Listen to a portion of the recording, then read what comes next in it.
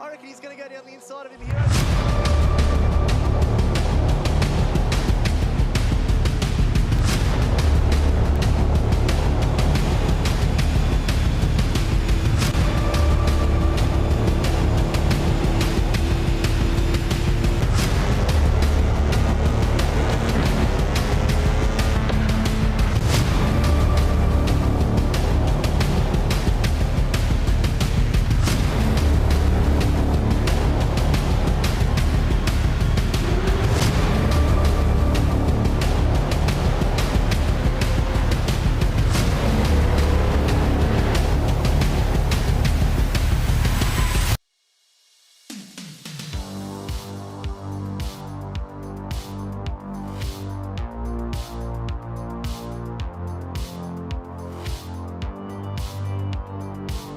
Good evening everyone, welcome back to the fourth round of the IPRA New South Wales eSeries here from the virtual streets of Longbeach tonight here on iRacing. And my name's Daniel Yeaman, joining us here, or joining Luke here from RACESTARS TV to help bring the broadcast to you tonight. Looking forward to being able to bring all the action here. 3 20-lap races coming up, but it's time to get down to the grid for race number 1 because we've got ourselves fast and furious to get into this action tonight. Of course, our top drivers tonight here in the iRacing V8 Supercar, it's going to be David Coleman on the grid, on pole position tonight, with his teammate Dylan Thomas from Fishy Motorsports joining him there on the front row, and not much in it between those two boys. Brody Sentence not far behind there in P3, with Scott McHugh going to join him on the second row for this first race tonight. Mario Real and Shane Newlands will start out of P5 and P6 as David Worrell with Trevin Spiteri out of 7th and 8th here tonight. And then the first of our TCR cars in that under 2 litre category, Ryan Gorton there taking the pole position for the class, 9th place outright. He's going to have Brad Harris not too far back there beside him to start out of 10th for this race. Matt Anderson and Joshua Peacock round out the top 12 here. And then it's Samuel Thomas, the next of our TCRs, and then David Vincent, another one of our V8 drivers, going to be starting 14th outright this evening. David Kirby in 15th place there, next one of our Fishy drivers back in the TCR class. And then Michael Dumbrell in 16th place there, next of our V8s. And then it's going to be Luke Hogan and Andrew Texiera. The last 2 drivers here are going to be 17 on the grid for this evening. So, pardon me, David Kirby actually will be part of the race control team there, along with Josh Drage. So those 2 drivers standing by, I do believe, and ready in case we do need it. But, well, fast and furious action here tonight. 20-lap races. We've got 3 of them to cover for you this evening. Once again, thanks to the IPRA guys for helping make this broadcast possible, thanks to a replay file from them. Unfortunately, Luke unable to cover the action live earlier on last week, but here to get it to you live. So you can see there now our drivers waiting on the grid to get this race underway, and we'll be waiting out the clock here, I believe, another couple of seconds, due to the fact we do have, of course, the live race control here in the server. A couple of things for tonight's racing. You can see actually real here the weather on screen tonight, 26 degrees air temperature and 36 degrees track temperature, so certainly going to be a little bit warm this evening in these, or around these races tonight, but also a couple of things to talk about when it comes to fuel and tyres. But we'll talk about them in a sec, because here comes the revs to get this race underway here for the first of 3 races from IPRA New South Wales from Longbeach. And there goes the green flag. We go from Longbeach for race 1, and it's a good start from the front row. But it looks like our third place driver has gotten a bad jump. Brody Sentence indeed, all the way back towards P6 there. He's going to have a rough start here to this race. Down to turn 1 we come though here for the first time. Getting pretty busy at the front of the field, but it looks like it's going to be nice and tidy for the moment here into the first turn. Fishy go through 1-2 there. We got Mario Real trying to make a move up the inside, but not able to make it stick there for P5. He'll have to settle in, but there you go. P3 back to P6 with Brody Sentence. Not the start he would like there, given his performance this season so far has been quite good indeed. It's going to be Dylan Thomas to lead though, but Coleman gets loose there out of turn 5. Able to hang on to it though in the 640 Commodore, but it brings McCune onto his back bumper there. Scott McCune in the 77 machine there, looking to pressure as Thomas continues to press out ahead here as they come into the second half of the lap. He is a little wide and he's into the fence. Oh boy, that's not so good there. Completely annihilates all of his advantage there from the start of the race. Coleman will get through to the lead. Scott McCune will follow through into second. Looks like Thomas gets away with it a bit there and gets back into third place. But now none of that advantage that he had off of that start. You can see there Michael Dumbrell and Ryan Gorton currently fighting on the timing tower. Let's have a quick look. Got the replay from the start of the race here as we see in the bottom right of the screen. Bit of a argy-bargy there, but all into single file, thankfully, once we got down into the roundabout for the first time here. And you can see there once again here, Brody Sentence just not the start he would have wanted. And all looking pretty neat and tidy there. And then we just get a little wobble from Coleman. Thankfully, he hangs on to it. But yeah, that was could have been a nasty start. But you can see there now, live pictures, it's about our top 6 or so in that lead group with the over 2 litre, the V8 class drivers. And then here is your leader now for your TCRs, the under 2 litre class. It's going to be Ryan Gordon as he makes his way down now to turn 1. And he's got himself Matt Anderson in behind here. A little wide there from Anderson, but hangs on to it.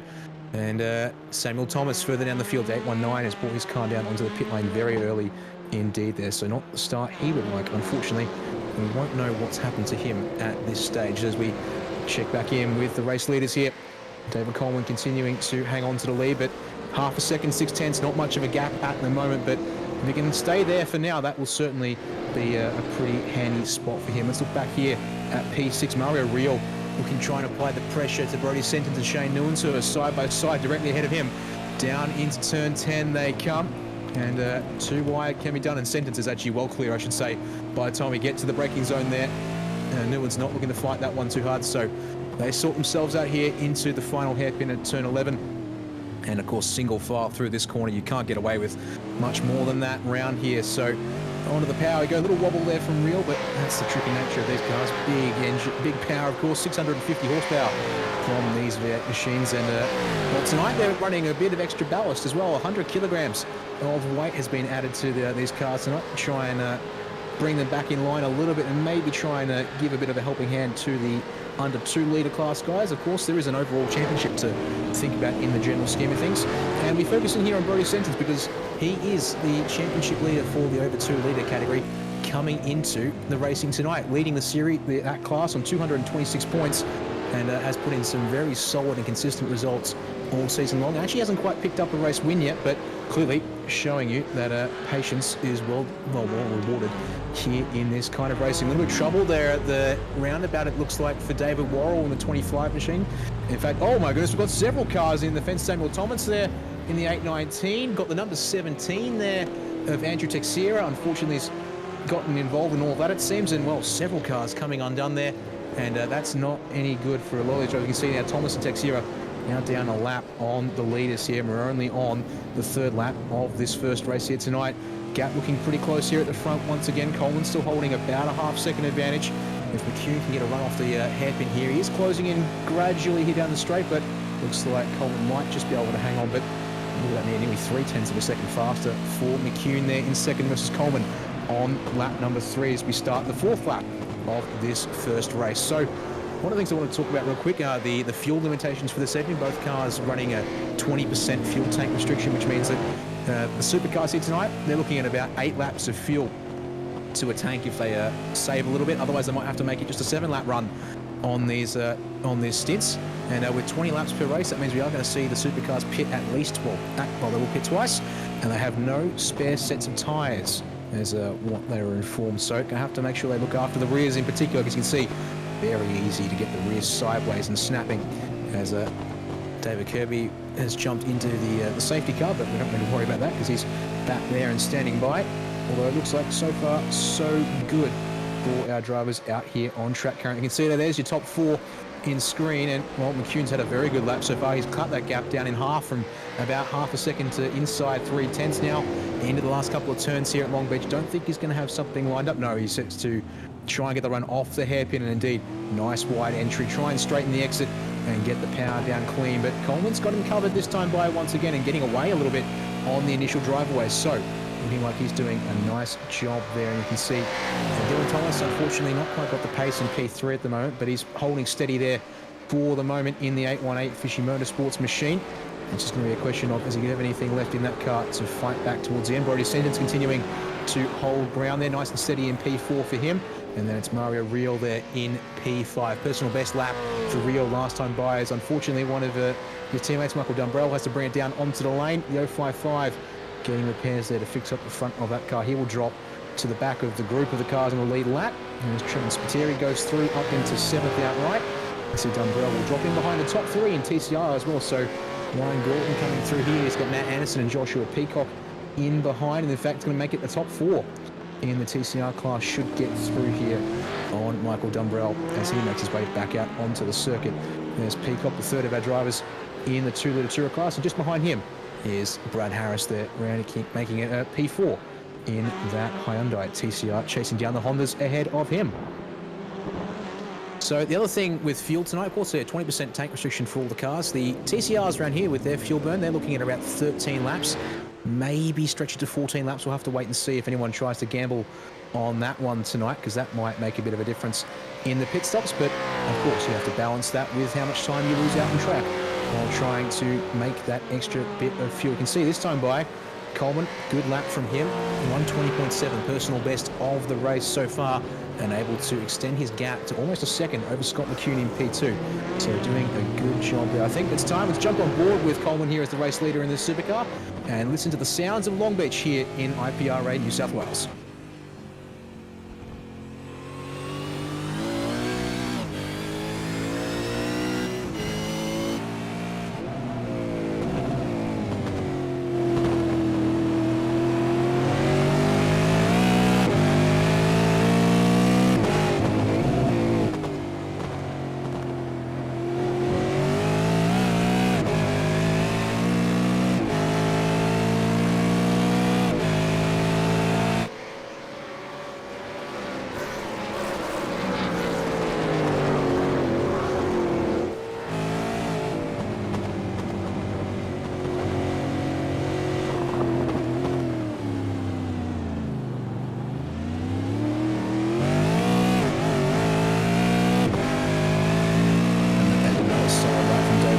See the gap continuing to increase here, up to 1.2, almost 1.3 seconds for a moment there.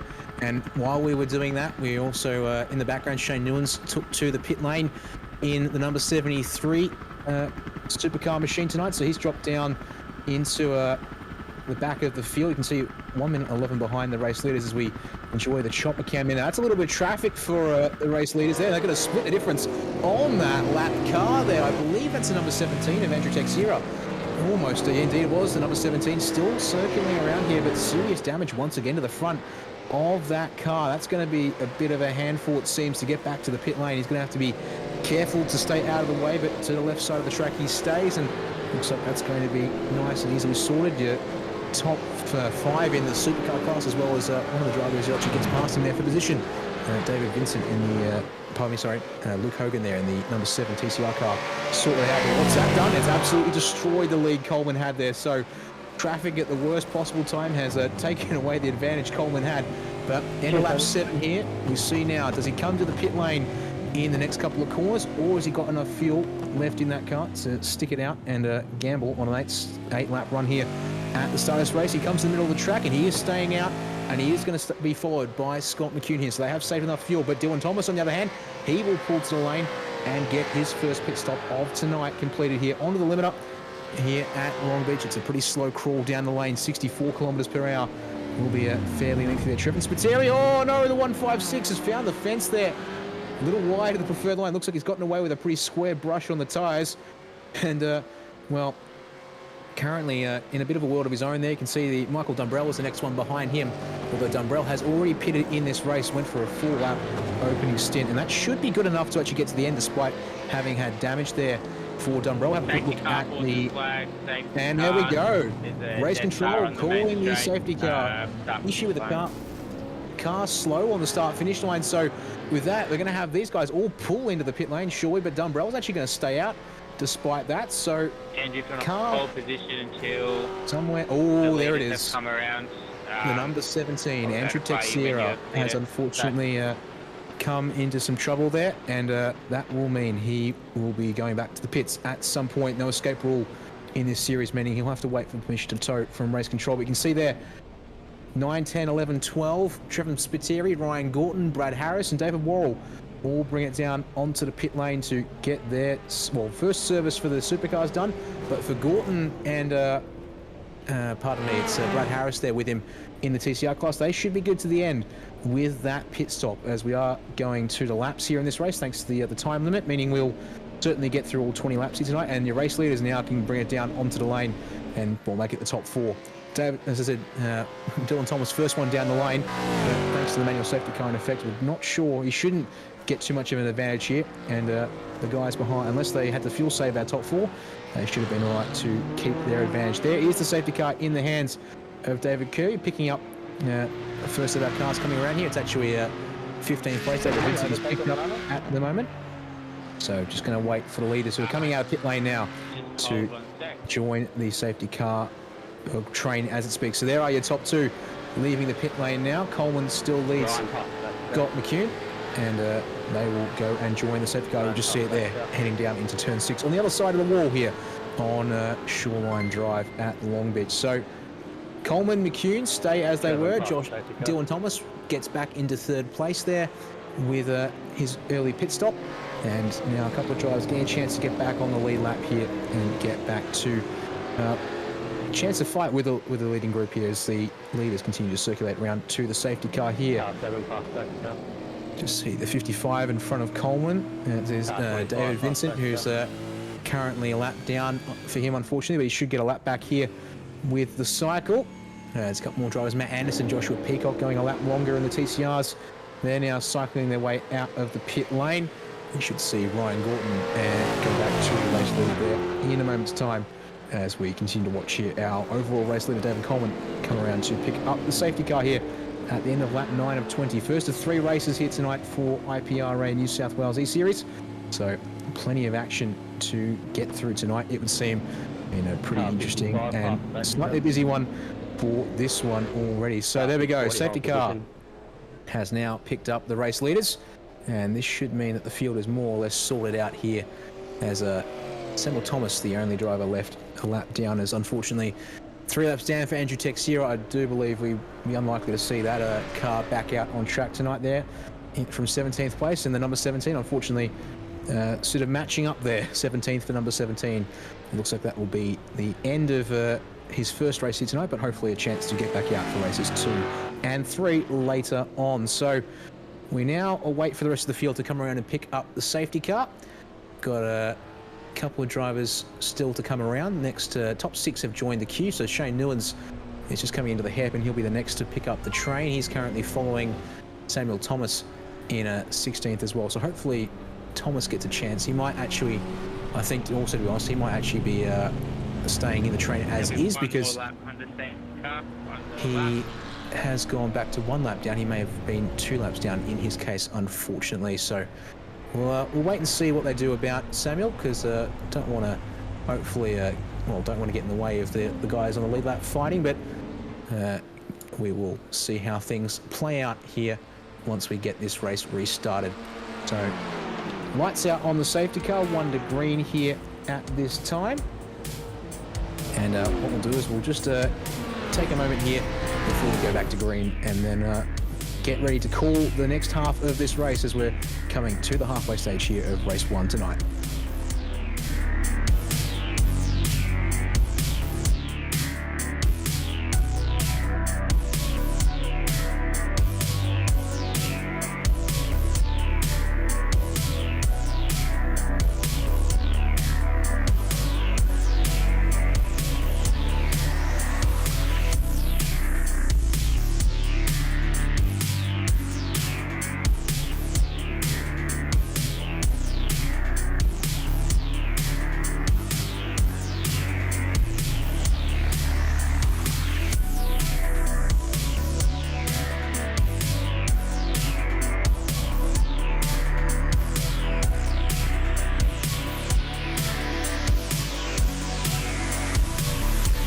Safety car will increase to 100 kph.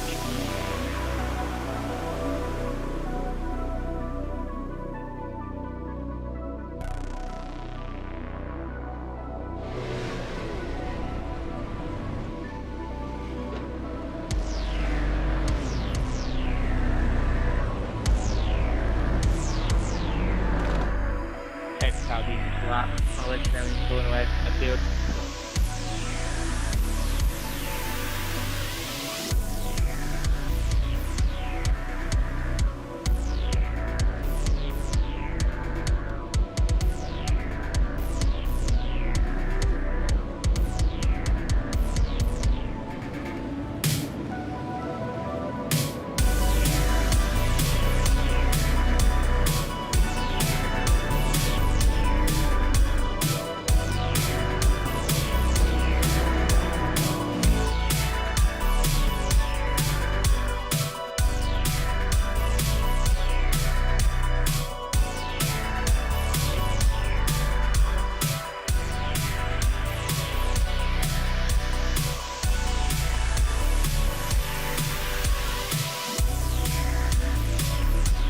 second car pulling away from the field. David, you have control.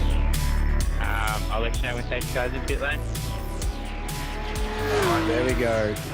I can go when the car's in pit lane. David Kirby bringing the safety car back to the pit lane. Just waiting to hear the instructions for David Coleman. Looks like he will have control of the field once we get this race restarted. Looks like a bit of trouble actually while we are under safety car there for Shane Newlands. He's taking his car back down the pit lane. So 2 stops already done for him in the number 73 V8, which puts him unfortunately back down there in 14th outright. So ready. No overtaking start finish line. off the final hairpin we go, and green flags fly here on the restart. Coleman gets a very nice run off of the final hairpin there, and already puts a second between him and Scott McCune is looked a bit of trouble as cars trying to get back up to speed off the hairpin. A couple of cars slow there, but I think we're okay. David Vincent, David Worrell, supposedly, I think it was also a little bit slow off the hairpin, but leaders far the way down to turn 1 once again here, and you can see there, top 5 cars make their way into turn 1, and then, pardon me, it's the top 6 apologies. Oh, little spin there, massive contact into turn 1. Oh, dear me. Joshua Peacock in the 117 and Trevor Spiteri around. It's also got Shane Newlands caught up in all this as well. Oh, goodness, that's been absolute chaos scenes there at the turn 1 on the restart. And unfortunately started there by Peacock by the looks of things, locking the rears on the way into turn 1 and turning himself into a bit of a sideways cannonball across the track. So that's been absolute carnage there. 3 cars down at the race start. You can see that she gets bumped out maybe a little bit there by, I believe that was Spiteri in the Mustang V8 next to him there. And Shane Newlands, you can see Shane Newlands actually tries to go around the outside of the incident, but that's where Spiteri's car has ended up, and unfortunately for him, there's nowhere to go when that happens. And Peacock's car is still parked up there at turn 1 for a little bit, but he has got going once again. And so we check back in with our leaders, a under 2 litre class here, TCRs on iRacing side, and well, it's been a change of position for the race leader here after the pit stop cycle here. It's Matt Anderson who's now jumped into the lead of the class, but you can see there Ryan Gorton is still looking to get back into that position and certainly pressuring here off of the final hairpin, closing down the gap here in a straight line. That Hyundai Elantra ever closer in the mirrors of Anderson. He looks to cover it off, but Gordon's still going to look to the inside here at turn 1. And up the inside he goes. That sounds like Dylan Thomas jumping on the radio. He has dropped back to P6, so maybe a little bit of drama between a couple of those guys up ahead in the V8s outright. But Gorton back to the race lead in the under 2 litre category. But our top 3 are nice and close still. Gorton leads Anderson and Brad Harris there, hanging on to 3rd place in this race. So top 2 in the V8s here, still looking pretty sensible, but Brody Sentence up to 3rd place. Michael Dumbrell up 12 spots into 4th there. He's done a fantastic job to come from the back of the field tonight. And despite the early pit stop for damage and fuel, the safety car, I think, has certainly helped him here. He should only need to make 1 more stop in this race, as do everyone else. So he's in prime position to take full advantage. So this is Dylan Thomas, I think, was on the radio earlier, but car looks okay. Maybe a little beaten up there at the right rear corner, but he's down in P6 and now going to try and get past Mario Real and latch back on to Thomas. As we check back in with our leaders in TCI, I can see here Harris looking to pressure Anderson through the last couple of turns, but he's not going to make anything work here. And into the hairpin there, a very nice drive through for Harris there in 2nd, and Gordon looking a little bit vulnerable in the initial drive out of the turn. Contact on, and down the front straight we go here, and that's going to be Brad Harris tucking it up the inside there on Matt Anderson. He's got to go the long way around though at turn 1. This could be a little dicey. Anderson, though, looks to have backed out. Indeed, he will slot back into P3. So he's gone from the lead of the class back to 3rd place. Still in contact, of course, but he's now going to have to work his way back through. They've got David Wall there behind them for an outright spot. Wall, of course, will be hoping to try and get through and maybe get some clean air to run with the guys up the front. But we'll see what he can do here. As if you missed it earlier, 100-kilogram weight penalty for these supercars tonight, and no spare sets of tyres, so they've got to make sure they look after the tyres. Even though it's only a 20-lap sprint, certainly still could burn up those rears in particular around here. So check back in with our race leader, David Collins, still leading this one and keeping that gap at around 1 second, 1.1 seconds now as we check in here. This is what your pit strategy looks like, and there you go, Brody Sentence, the first man to come in to get his final stop done here for the V8s. Oh, actually, pardon me. Yes, actually, he is the first one coming down the lane along with Michael Dumbrell, who came in at the end of last lap. So going for the early stop there in the 66 machine, hoping it pays off in the second half of this race. And now promotes Mario Real up into P3 and Dylan Thomas up to 4th. And we'll see now if these two can make any inroads, because they are a fair ways back there. 8.6 seconds is going to be quite a bit of a work to make up, as Sentence is still in the lane here, taking service. It's looking like a fairly lengthy stop for him, up past 16 seconds. This looks like it's a little bit out of the ordinary because, well, let's see.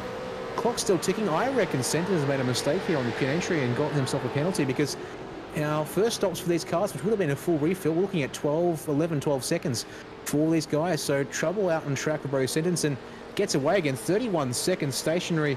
It's not quite a penalty for unsafe entry or speeding there, I don't think, but a lot longer than I would expect for service based on what we've seen in the opening half of this race. And, well, there's the proof on the screen for you now real quickly as we check back in with your TCR leader, now 6th outright for Ryan Gorton.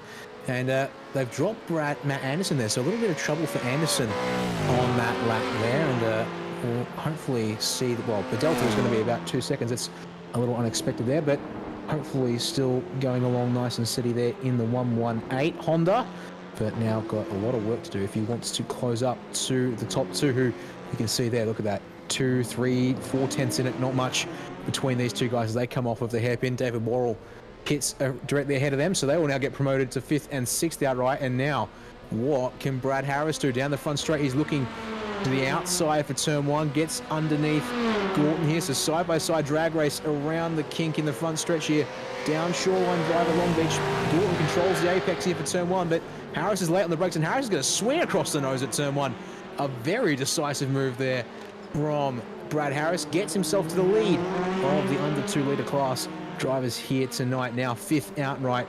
And, well, maybe Ryan Gorton trying to play the long game here and manage things for himself. Shouldn't need to pit again in this race, so this should be an all-out run to the end for these guys. But, well, these TCR cars, if you push them a bit too hard, you can burn up the front tyres, and it's not so much through wear, but temperature and, well, fairly warm conditions as we saw at the start of the session. So that may be playing a small part on the mind of these guys here, because the clock continues on. Race leader, David Coleman. You can see the gap is still around 1.1 seconds, but now that's interesting there for P2. Scott McCune's car, front left corner, is a little bit damaged there, so pick up a little bit of something there on the 77 machine. That's not good to see, and definitely dinted and dented quite a bit there. Unfortunately, can't go and check out what's happened to him. I didn't see anything in particular come up, but looks like he has found the wall a little somewhere there in all of that. You can see Dylan Thomas, Mario Real bring their cars down to the lane from 3rd and 4th, so they will get their final stop of the race complete. And, well, let's see here. Leaders in TCR, Brad Harris and Ryan Gorton are going through, and they might just, actually they will quite substantially jump Dylan Thomas. Matt Anderson in 3rd place is going to jump them as well. So, to be honest, this could be a case of we're going to see our TCR guys end up here with a legitimate top 5 outright, if not for the all top 3. At the very least, Harris and Gorton here stand somewhat of a chance. A fair ways back at the moment. It's 9 seconds, 10 seconds the gap to Dylan Thomas. There's 6th in outright versus Harris here in 4th. Pardon me, 3rd outright. Apologies there. So keep an eye on these guys here and see how they go when it comes to the outright result. As your race leaders bring it down onto the pit lane to get their final service complete, you can see it's going to be a 3-lap splash of fuel for all these guys. They have stretched the tank quite nicely after the safety car in the first half of this race. So this, of course, will be very important to see. Does Coleman hang on to the lead? You'd think so. He's done a very nice job in this race so far tonight. Haven't seen him put a foot wrong yet. Scott McCune's been keeping him honest for the most part, though.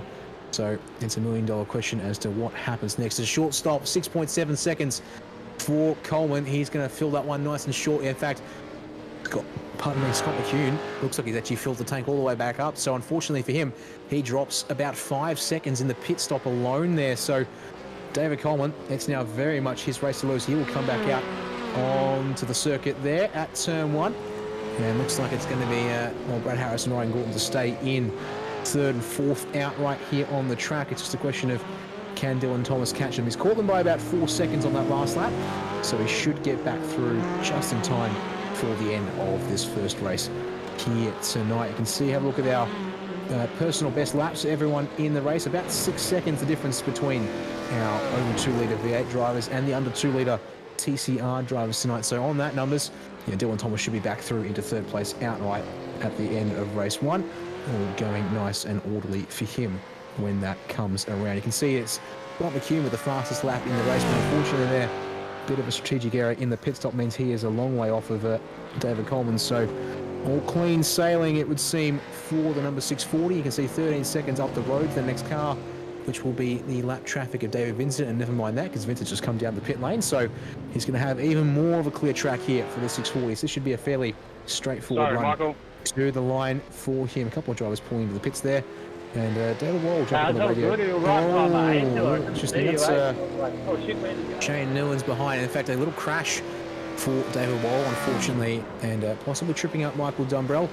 And you can see there it was Spiteri for a second there, a bit of damage on his car, but Shane Newlands circulating around once again and still very damaged in that number 73 machine. So he'll be hoping to get to the end of this one nice and shortly, because he's already come to the pit lane 3 times, and well, I don't think there's much more he can do about that car. So penultimate lap begins for our leaders here as they come into the fountain. And it's going to be Brad Harris here hanging on to the lead in under 2 litre class. But, well, Ryan Gorton is still there and looking to keep the pressure on in this race. And, well, just behind him, you can see it's Dylan Thomas now within 2 seconds. He will catch these two probably down the back stretch into turn 9 at the end of the lap, but hopefully make that pass nice and steady. As you can see there, Matt Anderson gets passed by Mario Real. Looks like, unfortunately, Real, another driver to go long on the final pit stop, 10.6 seconds for him. It looks like a couple of drivers not quite getting the optimal final stop in for this first race. So we're going to have a slightly quiet one. Oh, hello there. What's this? David Coleman down onto the pit lane. Once again, has he actually underfueled the car here?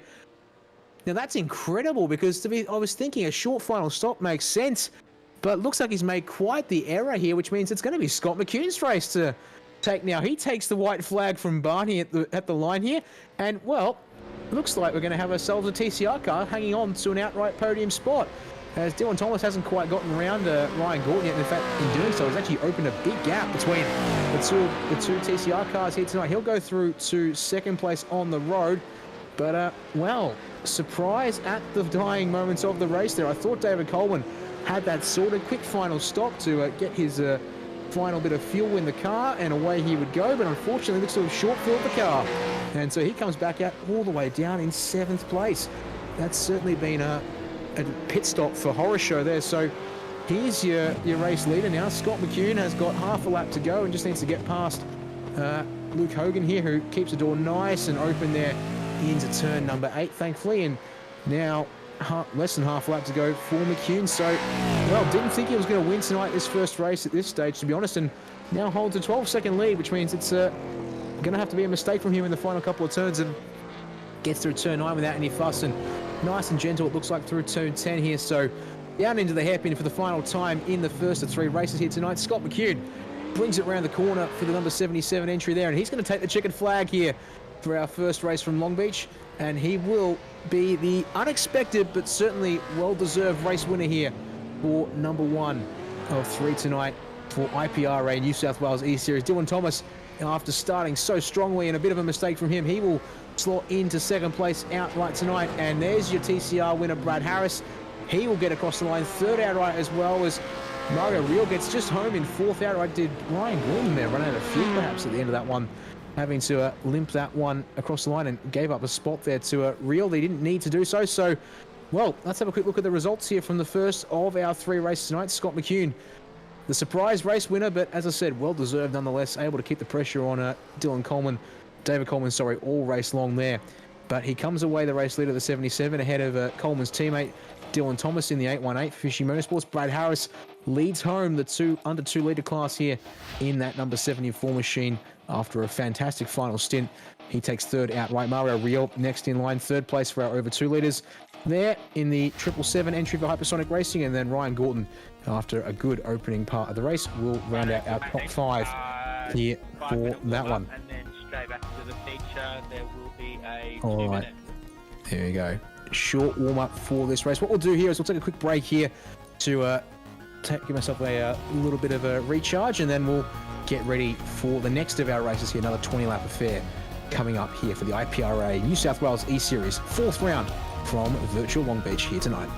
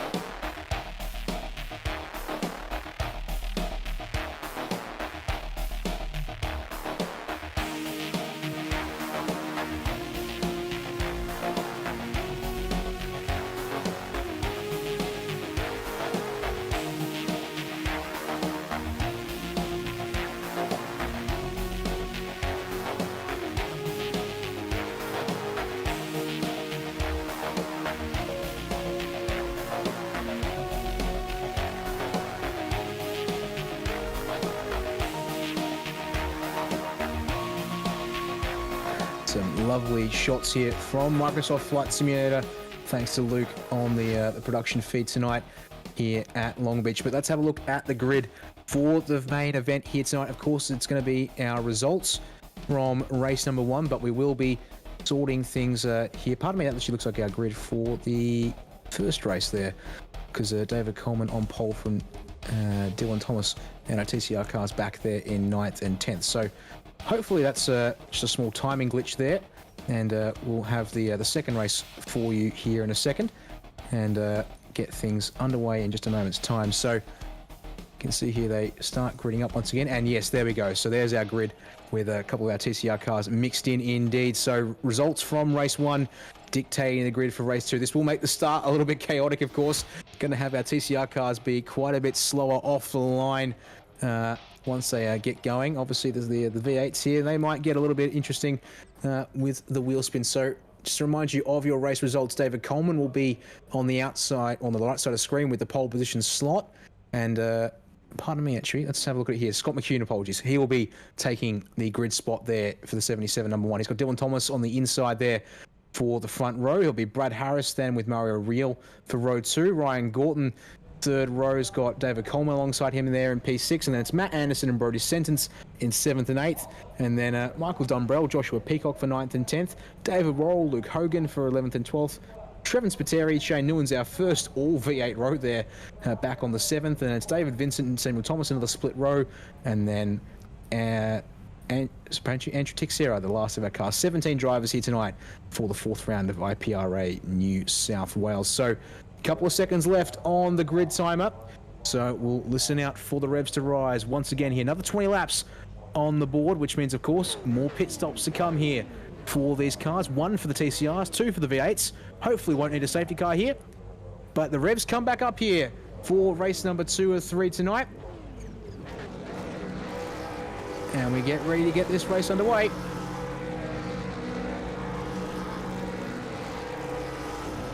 And there we go, green flag flies, bad start from McCune.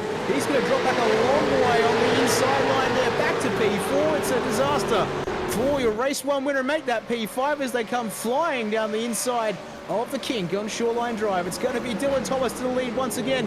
And look at this there, Ryan Gordon takes the lead of our under 2 litre category here in the TCR. So a good jump for him. And oh, trouble though, that's Gordon on the inside, slowing the fence. Oh my goodness me, another lap 1 that's been an absolute chaos here. The mixed grid, of course, certainly going to serve up a bit of spice here in this series. And what it's certainly delivering as they get going here. Brody Seth is looking to improve on his first race result. Currently ranked there 4th place, but tucks in back in line behind Mario Reel. So no move there into turn 6 this time by. But looking to try and get a good drive off the turn as our top 6 drivers here in our V8s try and make their way round the first lap. That was a bit wide from Rio through turn number 8 there. Doors wide open. Seconds up the inside, and Michael Dumbrell's going to try and follow him through there on the inside to turn 9, and indeed he will up the inside. Our Hypersonic Racing drivers here all nice and steady here. And how's this? Your race 1 winner and pole sitter for race 2, Scott McCune, dropped as far back as P6 in the course of a single lap. It's certainly going to be a bit of a shocker here. It's all Dumbrell loose there on the exit of the hairpin there, but keeps it back under control. He'll slot in behind McCune, so McCune getting a couple of spots back here in the 77, but, well, unfortunately there, a bit of a horror show opening lap for him. The Fishy Motorsport boys now have control of the field and 2 seconds back to P3. As we see there, Brody sentence. So that will be interesting to keep our eyes on here. Here are your top 3 in the under 2 litre category. Your pole sitter in that class was Brad Harris. He's back in the lead of that group once again after a bit of drama at turn 1. Unfortunately missed it there, which means we'll have to wonder what happened. But Ryan Gorton there in the 88 was out and slow near the outside fence, so that tells me just about all I think I need to know for the most part here. He's also got David Worrell in between him and his class leader. Of course, Worrell should be able to check out here with the extra power from that V8. You can see Worrell clearing away down the straight nice and gradually. And look at there, different lines through turn number 6. It is quite an interesting corner, of course. You can often go quite wide there on the exit and really open up the run for turn 8 there, but at the same time you can also opt to try and really straighten the exit and get as much traction as you can. So back to the front of the field real quick. Dylan Thomas still holds the race lead, but that gap back to P3, Brody Sentence has closed up the margin quite nicely here on this second lap of 20 for this second race, and the eSeries by 0.8 of a second. He was one of the fastest on track, but fastest driver on lap 1 at race start. Pardon me, they're just the race control coming through here with a penalty there for one of our drivers, and unfortunately missed the number there, which we'll see them head back down the timing tower later on. Shane Newlands also brought his car into the lane in the 73 entry, so an early stop for him once again, unfortunately. And indeed, there you go. Thank you very much to Luke there, helping fill me in there and make sure I'm on top of things. It was indeed Newlands issued the penalty from race control for opening lap race start incident there, so not quite the way Newlands would want to be able to rebuild tonight, but well, he'll have his work cut out now from the back of the field.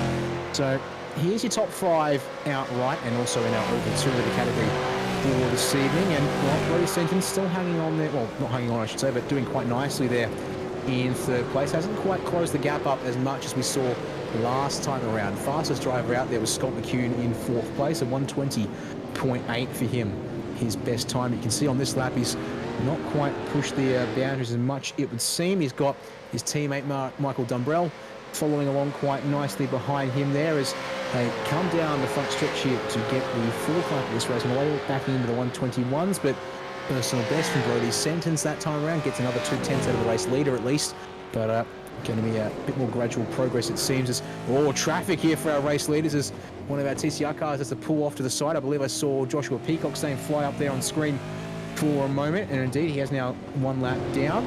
So there we go, not even 3 laps into this race and traffic already going to be a factor here. It's certainly a tight, narrow circuit, one of the places that's going to be pretty hard to negotiate the traffic here if drivers get things a little bit crisscrossed between them this evening. And look at that there, Scott McCune looking to continue to apply the pressure now to Brody Sentence. Let's jump on board with a bit of visor cam and listen in to the sound of these V8s around Longbeach here with our race 1 winner as he tries to charge back through the field to the front. Lap 3. Copy.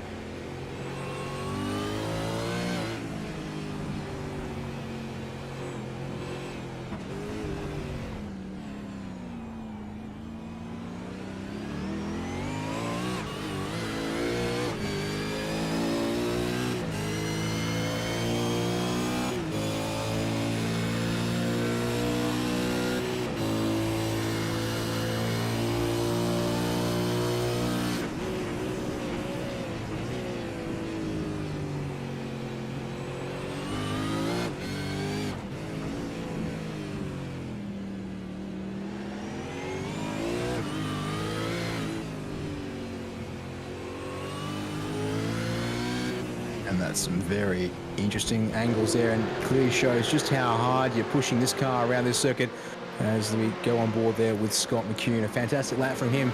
Solid 1:21.2, not quite his best lap in this race tonight, but the fastest of the top 5 once again in that 77 machine last time around. You can see here how much he's pushing that car out to the edges, getting close to those apex walls. And oh, Dylan Thomas reporting on the radio of some damage there. So as he found the fence there whilst we were talking about Scott McCune there in 4th place, and that would make sense, maybe running it up against the fence there on the exit of turn 8 for him. That's really unfortunate, as again did exactly the same thing in race 1. You actually drove so the left, comes off the hairpin here, stays out on track for now, and I think it seems like his pace will be okay, but several drivers into the lane this time include, in fact, 3rd, 4th and 5th. Sentence, McCune and Dumbrell all opt to bring it down the lane nice and early. I think they were thinking that might be a bit of a safety car, perhaps, based on that chatter. But looks like we're staying green for the time being. So an early stop from these 3 drivers, I should say. And they will have to stop again, of course, thanks to the fuel tank restrictions. But we'll see where this drops them back out onto the track, because that will be important, of course, when it comes to getting good laps in here. So you can see our race leaders are already heading down to turn 6 as they go get lap 6 underway here. Your Sentence, Dumbrell and McCune are just coming off the lane now, and Brad Harris and Ryan Gorton have both gone through in their TCR machine. So these guys are going to have to work their way through these guys once again. They didn't have much problem, obviously, with that in the last race with our front runners here in the under 2 litre category, but it does mean potentially a bit of time lost due to traffic navigation and management here. So that will be important to note there. Checking here with Trevin Spiteri, currently running in 11th place, and unfortunately that is a very, very damaged V8 machine there. No front end whatsoever, and not much of a rear end then there to boot. Unfortunately, I think I saw his name pop up on our info feed with some damage, but yeah, unfortunately he's going to have to limp that car around and get himself back into the pit window, it would seem, before he can get that car down the lane.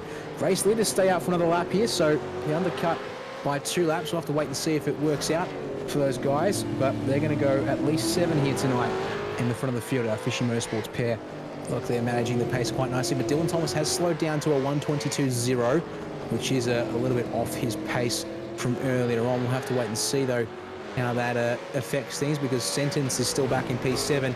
He's hopefully lining up Ryan Gorton for a run down the front straight. Indeed, he'll get Gorton down here at the front straightaway. Not too much fuss, and it looks like all 3 of our drivers here, yep, Dumbrell's through, and Scott McCune should get on through here just before the braking zone. Indeed, he will, and sort that out. Means the next car up the road is Brad Harris to the tune of about 3 seconds on Brody's Sentence. So Gordon's got a bit of work to do for his TCR race, of course, but now got this guys here who will do some work for him, perhaps, as Sentence a little loose there on the exit of turn 4, hangs on to it though as they come up over the curbs at 5. So getting a little bit dicey here. It's stuff you don't want to be doing too much, of course. Lining up the rears, scorching the tyres will hurt the grip, but these cars have got Dylan Thomas to the lane there from the race lead at the end of lap number 7. David Coleman, though, staying out once again, stretching his car as long as he can go. So he'll make it 8 laps here on the opening tank in race number 2 tonight. And, well, he's followed in by Mario Real as Dylan Thomas. So 2nd to 3rd in the lane. David Worrell's the next one here on track, circulating in 4th outright. Does he come to the lane? Yes, he will come to the lane. So down comes the 25 machine and to the cones there. That's when you have to obviously jump on the pit limiter. And yeah, a pretty painfully slow feeling 64 kilometers per hour as, there you go, race leader in TCR class, Brad Harris, now passed by the train of V8s looking to get back into their spots here on track. And curious to see here, Brody Sentence a shorter pit stop, obviously pitting earlier, less fuel that he can fit in the car, but they're coming up to Dylan Thomas here at the rate of knots, and also lap traffic there with David Vincent to negotiate here as well. So there's Thomas out of the lane, and now he's got Brody Sentence for company. He does obviously have the advantage in the pit stops to the tune of about 1.5 seconds difference in stationary time, but well, now it's about whether he can absorb the pressure here in this next phase of the race as we stay on board here with Thomas. Looks to have gotten away nicely there though out of the first couple of turns. Centre's not quite able to keep the pressure on. As your race leader, David Coleman, is down on the lane, and he will now get his pit service underway for the end of this first stint here for our over 2-litre V8 drivers tonight. You can see here on board with Thomas as he makes his way down to turn 9. Now this will be important to see what the gap is like between Thomas and Coleman, as of course Coleman going that extra lap, maybe had to save a little bit of fuel, but was running in P2 for those opening laps. He's away now, 9.5 seconds stationary time in the box, so a little bit better than Dylan Thomas and a lap longer for good measure. So I think, to be honest, there's a good chance that Coleman comes out of the pits here with a little bit of a lead. It's a long way down to the limit of release line. There it is. Can get off of that 64k limit, down and back up to speed, but looks like he's just going to have an advantage because there he is on pit exit, right side of the screen. Has to go down to the end of the turn and come in on the wide angle and come out and track, but Thomas in the fence. Oh no, there's a spun car, the 17 of Andrew Texera, I think maybe distracting Thomas there, but that it was Coleman, his teammate, and goodness me, Shane Newen's involved there as well, and oh, trouble for Texera. There's another race here where things have gone horribly wrong for him, unfortunately. He's now got a fairly damaged car there of his own, and well, look at this here. David Coleman back out into the race lead by a second, so have a look at the picture-in-picture replay from the broadcast feed. You can see, Thomas is on board here with Thomas coming down into turn 1. It maybe just distracted by his teammate there and just completely overshoots the brake marker, finds the fence. Brody Siddons barely hanging on to it, locks up pretty hard to avoid the same fate, and then we come around the corner to find the very unfortunate Andrew Texera there spun across the track, but thankfully there was a gap to let these guys through and keep their racing going here. So 1 second the gap for the race leader, well now 1.5 I should say, is around the final hairpin. That was very close for Brody Siddons on the inside wall, but tries to get the run off the turn here, and looks like it's going to be fairly steady with Dylan Thomas ahead. He's got a slight advantage over Michael Dumbrell there in P4, who's trying to press forward, but at 6/10 back, it looks like there won't be any pressure here into turn 1 as we come down to the corner. Trevin Spiteri coming out of the pits there, unfortunately now a lap down for him, but keeps out of the way of our leading group, so good to see good heads-up sportsmanship there from Spiteri as our leaders continue to pressure here. Question is, can they catch Coleman, the race leader? The gap is increasing to 2.1 seconds. I have to think that Dylan Thomas not quite got the speed in that car. Obviously finding a tyre bundle won't have helped him, but looks like Coleman, it's going to be his race to win here at this stage, although after what happened in the last race, certainly can't say, well, never say never when it comes to these guys until we get that checkered flag later on tonight. Let's listen into these cars once again here. I'll just have a quick break and be back with you in a couple of moments.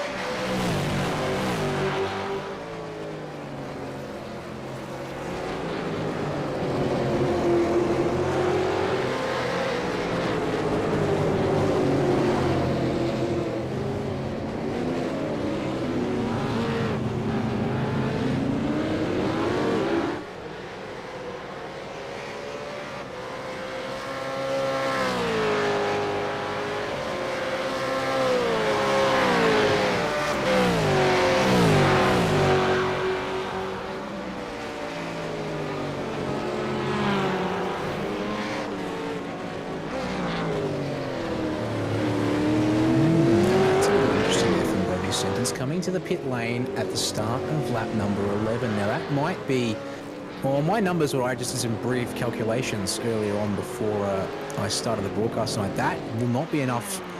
Well, that's pitting too early to make it home here from the end of the race. It should be a 2-lap run, but you can see his sentence is breaking it down into looks to be 5-lap stints. So this is a fascinating strategy play, but I don't see how it's going to work because these cars can do 7 to 8 laps, as we can see, as the 66 brings his car back out on the track and P8 outright. Got the 2 TCR leaders of Ryan Gorton and Matt Anderson up the road. He'll have to go and catch. And you can see here, in fact, Ryan Gorton currently leading the class because of, pardon me, Brad Harris has come down the lane. He's going to split his race in 2. So that is why Ryan Gorton is currently sitting there in first in class, but also has a 15-second gap back to his next competitor in Matt Anderson, who's unfortunately not had the pace to go with Gorton in this race so far. Hopefully he'll have a chance to get back at it, but it's probably going to take a safety car to change things up there for him because he'll have to come down the pit lane as well pretty soon to match Gorton at some point for pit strategy in this race. There's trouble for David Coleman in turn 1. He loses the race lead and he's put himself in the fence. Oh dear, we just saw it with Dylan Thomas not that long ago, and now it looks like Coleman's done exactly the same thing. And you can see there, scuffed up side of the car and the tyre bundle. Unfortunately, we can't go check it out, but, well, it's very easy to do here at Long Beach. You just run the car into hot, lock the front tyres, and then the tyre bundle is your only friend. As we have a quick look at the picture-in-picture for a second, and, well, you can see here, we come down, and all of a sudden, there he is, parked in the tyres. Maybe lock the rears as well, it could be a possibility, and got a tank slapper basically side on directly into those tyre bundles, but it puts Dylan Thomas back in the race lead. David Coleman's back in 4th place now, and well, this race has turned on its head once again. These guys keep on delivering in, well, perhaps maybe the more unexpected ways, perhaps, but, well, Thomas now leads Dumbrell and McCune, so what can our two guys here in 2nd and 3rd do? It's another lifeline, it feels like, for McCune after that race start, and the way that saw him tumble down the order is a very wide run through the hairpin for Thomas, maybe looking for a bit of traction with a straight exit, but didn't seem to help that time by. As we check in here with our pole sitter Scott McCune and David Coleman, long time race leader, but look at the damage there. Not too bad, should be able to keep on racing here just fine to his 2nd stop, but we'll have to get that car straightened back out for the end of this race, you would think. But, well, that changes things quite substantially. Brody Sentence is, of course, still the leader of the cars to have pitted twice, but again, I just don't see things working out for him. Mate. As he should need to stop another time again, which is not great. David Worrell on the radio there. A little bit of an incident with one of our drivers, would have been Joshua Peacock. Unfortunately, he's down in 14th place. And, well, it's getting all kinds of hectic out here on track. As there's Joshua in the 117. TCR, oh, no, a bit of indecision about which way to go, and contact on the front stretch. Multi-car carnage is here at Long Beach. Oh, dear, and Peacock now on the racing line and across the track, stricken. And now we're getting reports of caution at the hairpin. There's a couple of cars. Andrew Texiera, I think, is around at the hairpin in the number 17 machine. So it's going all kinds of chaos here. Oh, dear, smoking gun of an engine here for Texiera. He'll get that car to the pit lane. And, well, his race goes from bad to worse. As in fact, the leaders are going to file on him behind him there. Actually, we have to dodge him there to get that car down and onto the lane at maximum speed. But Dylan Thomas goes through and stays in the race lead, I should say. But Dumbrell, McCune, and Coleman are all responding to these incidents we're seeing here on the replay. Well, now happening one after another. So here's the replay now in main shot. And you can see here, Peacock coming down the left side of the circuit, goes towards the racing line for a second, but then bumps the fence and actually spins by himself. It was a very unusual one there, because you can see that Wall actually got the fence by himself in behind.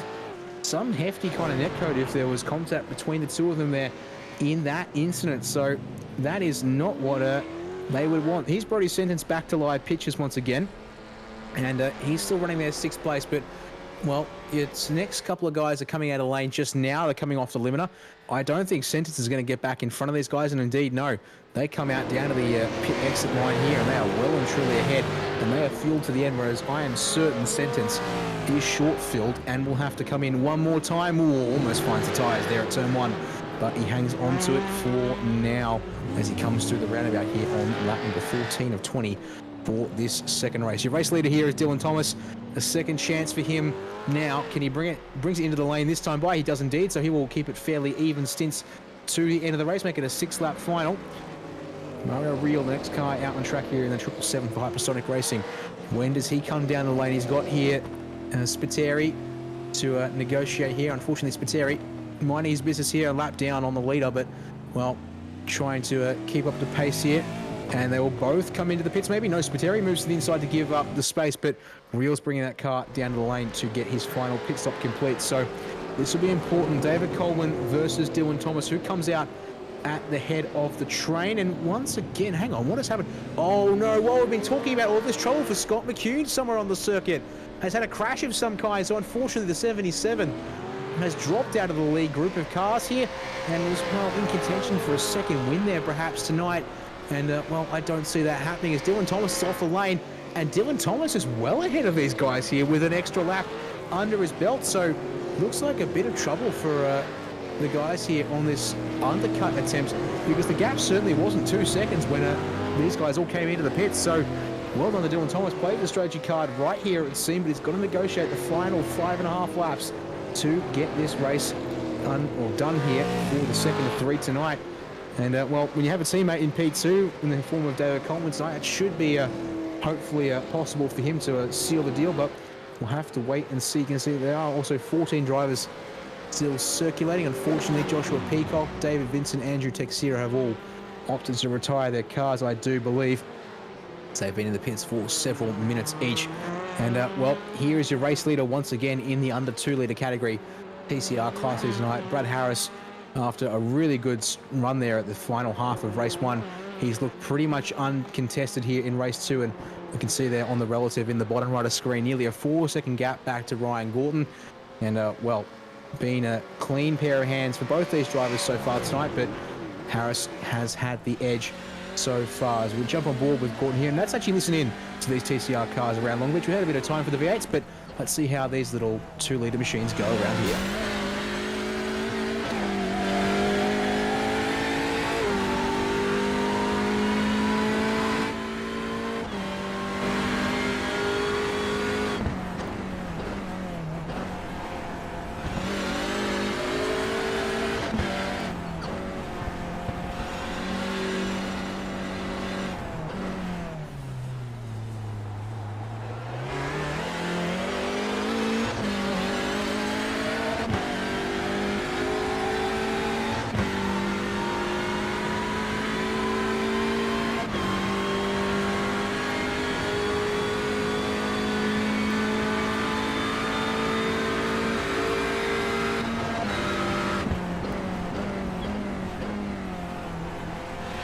Just grabbing Siski into turn 1 there was Ryan Gordon, that lovely little onboard run there with the 88 machine, currently up into 8th place outright, still second in class there, with David Worrell bringing it down the pit lane to get his final stop done in his V8 machine.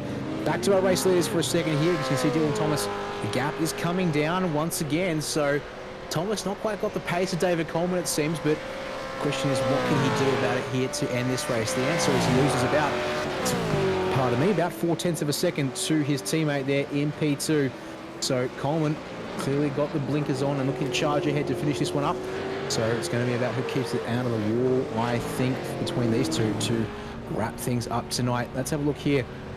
Luke Hogan on the back of Matt Anderson. These guys are racing over 3rd place in class. And now, unfortunately, thanks to the lack of a safety car, they are down a lap on our outright leaders. But Hogan's looking pretty racy here. He's trying to get on the inside for turn 1, but he can't get there on the brakes. Just tuck back in line and sort things out and keep the rhythm up for the first half of this lap. But looking racy here behind Matt Anderson, who unfortunately just has not had the run to go with your top 2 tonight in this TCR category. Oh, it's the fence though for Hogan out of turn 4. That disturbs the momentum and the rhythm that I'm just talking about there. It's so important, obviously, to keep things in the flow and keep it off the fence. You don't need to be rubbing the car up and causing a little bit of damages. That was maybe a bump off the fence there into turn 6 in return. So, well, a little bit of one thing for one driver. I'd say the same for the other here a moment later. As, well, there are a couple of spots on this track, of course, where the walls come out quite a bit.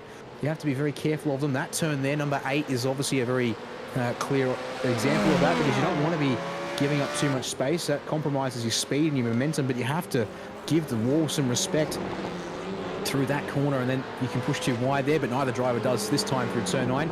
Give the wall plenty of space on the exit. Then round here, the double apex turn 10, into the hairpin though at turn 11, and try and get the run off of the corner. There is a little chopper shot here from Longbeach. It's one of the circuits that iRacing has put a lot of work into getting this scan done, because, well, for the longest time, if you didn't know, it existed as basically a mesh scan only, and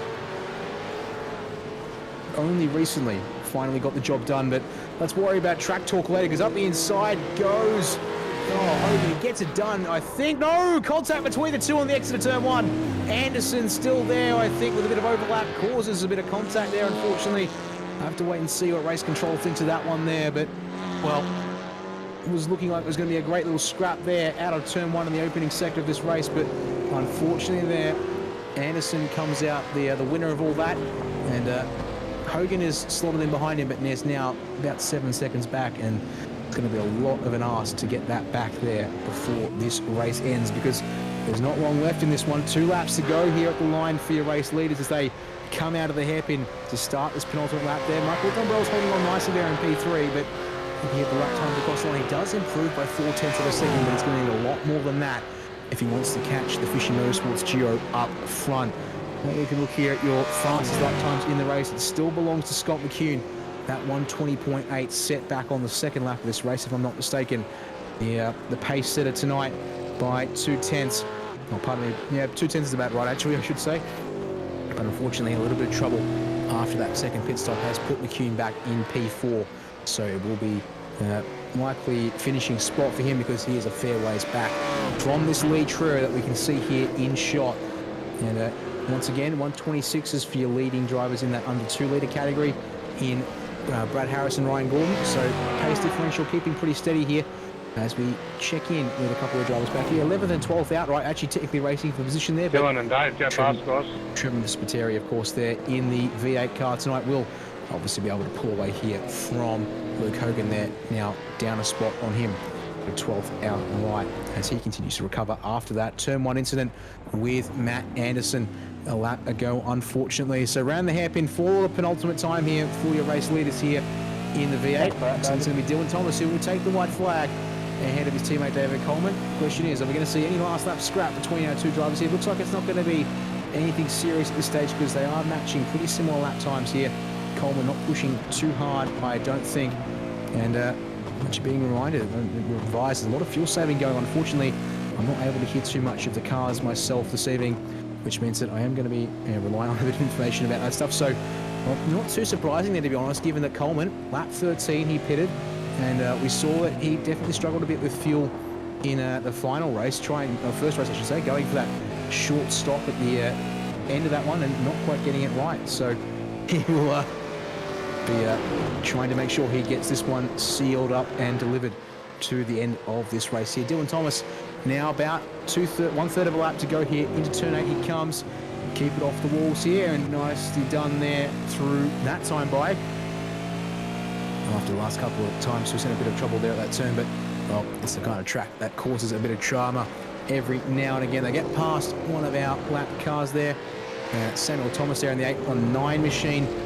Also one of their teammates there, if I'm not mistaken. Round the final couple of turns we go, and Coleman a little deep through turn 10 there, and would mean that Dylan Thomas, after, well, losing the lead there at the start of the race after getting to it, he will take the win here for the second of 3 races for IPRA New South Wales eSeries, ahead of his teammate Dylan Coleman. And David Coleman in P2 there. It's going to be Michael Dumbrell who takes 3rd place, get himself back on the podium once again. Scott McCune, a race of what could have been there for the 77, but late dramas for him means that he will have to settle for P4 tonight. And he brought his sentence to round out the top 5 outright in this one. As we see here, the results from that race. It was Brad Harris in the end comfortably ahead of Ryan Gorton for the leaders in the under 2 litre category there. 7th and 8th outright for them, unable to quite replicate what we saw in the first race, but that is how it is with the no safety car this time by. And then David Worrell and Matt Anderson to round out your top 10 outright. Anderson there, 3rd place in the under 2 litre category for that one there. We're going to take a little bit of a break here at race for the broadcast here. Load up the replay for the 3rd and final race from last week's action, IPRA New South Wales eSeries. We'll be back in a couple of minutes.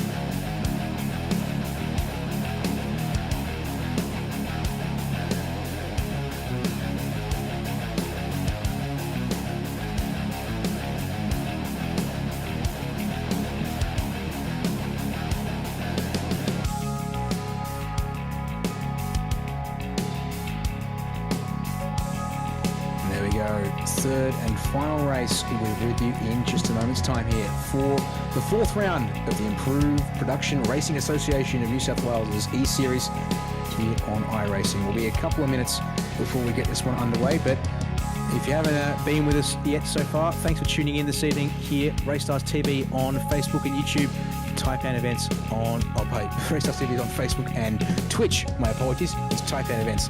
Big thanks to them for allowing Luke to continue streaming on their YouTube channel. My name is S01R04. If you haven't been with us so far, helping Luke out this evening with the commentary while Luke continues the production work here as always for RACESTARS TV, and bringing you the action from last week's fourth round of IPRA New South Wales eSeries as we enjoy the flyover of Longbeach here in Microsoft Flight Simulator.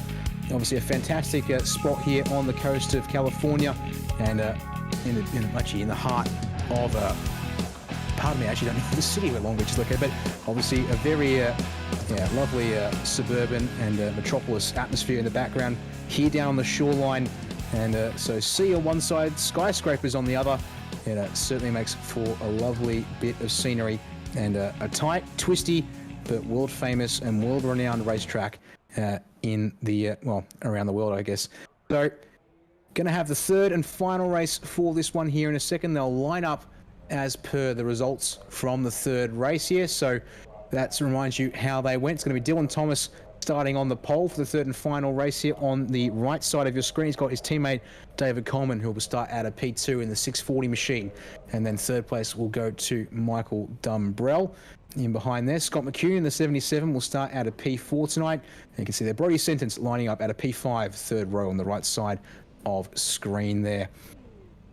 And that will do it. So unfortunately, our grid system here, a little bit confused by the replay that we're using tonight. Unfortunately, it doesn't quite play ball, which is unfortunate, but we'll just be waiting here for the ending of the grid timer, and we'll get this race underway for you here. Another 20 laps around Longbeach, and of course that means 2 pit stops will be required for our V8 drivers in the over 2 litre category, and 1 pit stop for our under 2 litre drivers in those TCR cars here on iRacing, thanks to the fuel tank restrictions that the series are employing.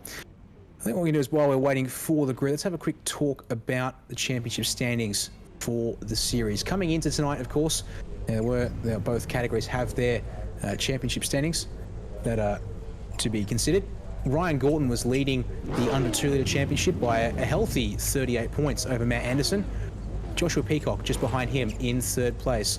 So eyes on Gorton and Anderson tonight to put in good racing. Brad Harris has done a really good job tonight. Obviously 2 race wins for Harris in that under 2 litre category. He'll be looking to bounce up from 5th place in the standings. He was on 190 points before we got going. Here come the revs for our third and final race of IPRA New South Wales eSeries, and there we go. We're underway here for the third race, and it looks like it's a nice and steady start from all of our drivers at the front of the field. And now we're going to have a drag race between the Fishy boys down to turn 1. Coleman on the outside, Thomas on the inside here for turn 1. Coleman actually wins it there on the way down into the corner, so gets the race lead back. And we had the pace in race 2, but mistakes crept into that race there for him, which meant he lost that race lead as your field files into the roundabout for the first time. Single file, of course, don't need to be doing anything too crazy there as they get things underway here. And Scott McCune up into third place ahead of his teammate Michael Dumbrell, so good start for him. Driving back with a good start. Brody Sentence back down to 7th place. That is not what he would like to see here. So that driver, 66, is the championship leader of the over 2 litre category going into the racing tonight. But Scott McCune, well, a race win and a better result in race 2 as well for him.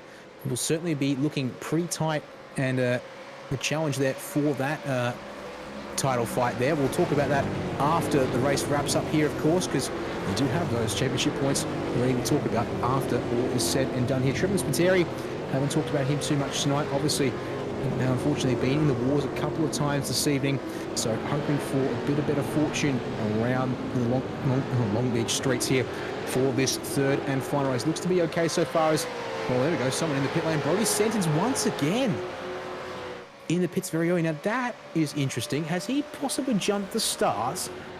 Because on lap 1 it makes no sense to come in the lane. We'll wait to see here if he passes all the pit boxes. That will be telling. And I'm just watching him continue to trundle down on my track map that I've got access to, and I think, yeah, Brody Sentence, no, he is coming to his box. So that's a very interesting call there. He goes for a 1-lap stint and then stops the car, refuels it, and still waiting to get out again. In fact, actually, also importantly, Brad Harris, your 2-time race winner tonight, is actually already done a pit stop as well in the 74 TCR machine. So very interesting strategies already coming out as Sentence is still in his pit box, 25 seconds coming up. I wonder, has he gotten a penalty, but he's then opted to come for some pit service too. So jump start would be what it has to be for, because you can't get any other penalty this early on in the race. But, well, that's a very unfortunate sign there for the driver who was leading the championship in the over 2-litre category coming into the race tonight. So, well, how about that? Here's your race leaders once again at the front of the field, and David Coleman once again sending his legs here in the opening phase of the race. Up 1.5 seconds. Trouble for David Vincent. Unfortunately, the 55 I see is stuck at turn number 8 in that car. And oh dear, there he is on the inside of the turn. And now, oh, very damaged already indeed. Front and rear, pretty gone there already. He'll get that car going, thankfully, well before any of our drivers show up on the scene. But that is definitely not what he would like to see. And, well, you can see here, thankfully, our leader's just coming down into turn 4 and 5 now, so he'll get around and get back up to speed well before they show up on the scene. But you can actually see here, these guys are not far away from putting Brody's Sentence of 1 lap down on the 3rd lap of this final race. And yes, it's a 20-lap sprint, but that's going to be because caution's called at turn 1. Someone's in the fence down there, and there it is. Oh, Andrew Teixeira, the number 17, is, well, been in the wars several times tonight, unfortunately. And, well, it's track cleared once again there, thankfully, which means racing can continue. But Teixeira has definitely had been in the wars quite a bit tonight, and once again is still in it as we check in with the static cam from your races. And look at that there, Dylan Thomas, trouble for him on this lap 3. It puts Scott McCune up into P2. And Michael Dumbrell has followed him through, but change of positions between the HSR machines there tonight. So trouble once again, a bit of inconsistency from Dylan Thomas. And we saw in race 1, small mistake at the start of the race, cost him the lead there. We saw a mistake from David Coleman in race 2, cost him the lead and the win there as well. And, well, another chink in the armour for these Fishy Motorsport boys as the hypersonic machines get on through to take the final podium spots. The gap is up to 3 seconds for the race lead, though, so Coleman is continuing to sit pretty here in this race tonight, and, well, gonna have to be another mistake from him, I think, unless the traffic catches him out. But at this stage, it won't be for a while that he gets traffic. He might even get through this entire first stint while having to worry about the traffic. As the 15th place car is Brody Sentence. He's the next one up the road. And then Brad Harris, your 2-time race winner tonight in the TCR category, opting for a lap on splash and dash, which is a very interesting call there from him. But we'll see if that pays off later in the race, because he is now down in 14th place and he's all by himself in the next car up the road here from Brody Sentence in the 66 Ford Mustang V8. So, yeah, a couple of drivers here. I wasn't expecting moves like that. As you see there, a little bit of a lock up on the curbs. They're using the sausages on the outside of that flat curb to try and use all the track width there. Was Sentence and a little bit loose as a result. So no takers to the pit lane. It seems nope. Our top 4 all go on through as they were, as our corner marshals, they're doing a good job as always, but having a pretty sociable chat down there at the final hairpin. They often don't seem to get too busy, it would seem. So there's your race lead. He's up to 4 seconds ahead of Scott McCune, Dumbrell and Dylan Thomas. So continuing to check out there at the lead of the field, and yeah, lapping nearly a second faster than everyone else here, which is quite surprising, to be honest. And then next back is Mario Real, but unfortunately Mario lapping nearly 2.5 seconds off the pace in the 777 machine. So it's going to be a matter of keeping his nose nice and clean, and he'll hopefully consolidate a top 5 spot for him as Ryan Gordon's brought his car down onto the lane. Now, this is a very early pit stop, I would think, too, but these cars can get 13 laps. Well, they can get 13 laps with tanks. So actually, this is too early to make it home on one stop, and well, that might tell us the answer. The Luke Hogan's car looking a little bit worse for wear there, and I think I saw a little bit of a scuff up on Gorton's car as well. It's a short stop, 6.5 seconds for Gorton, and he comes down the lane once again to get back out on track.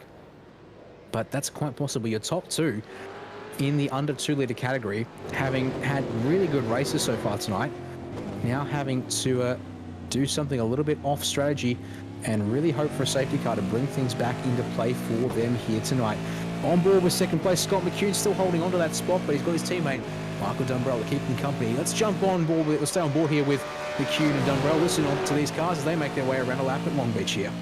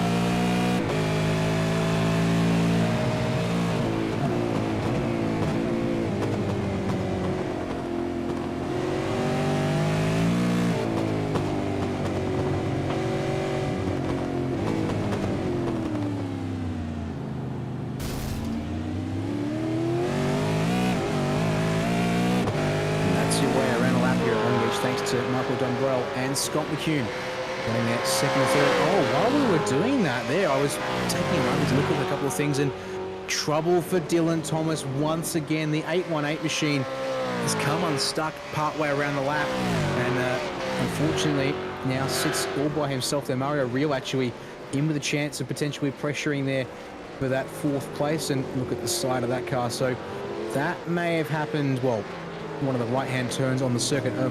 Obviously a bit annoyed there to have missed that one, because unfortunately we can't go back and have a look at it thanks to limitations of a replay file here this evening versus a normal live broadcast. But, well, we'll hopefully here perhaps we'll figure out what happened to it at some point down the track. But, well, it's now a pretty clear fight. There's trouble for Shane Newens down at the roundabout. The seventh place car, the 73, is on the exit of the roundabout. Fountain found the fence. Looks to have got it going. They go again without too much fuss, thankfully. But, well, now in seventh place, and he's thankfully in a bit of an island of his own. Trevin Spiteri, whilst we were listening on board to the Hypersonic Racing Machines, had an accident of his own on lap number 6. So Newens there able to recover the car and keep on racing as he was and not lose any spots. But there we go, end of lap 7, start of lap 8.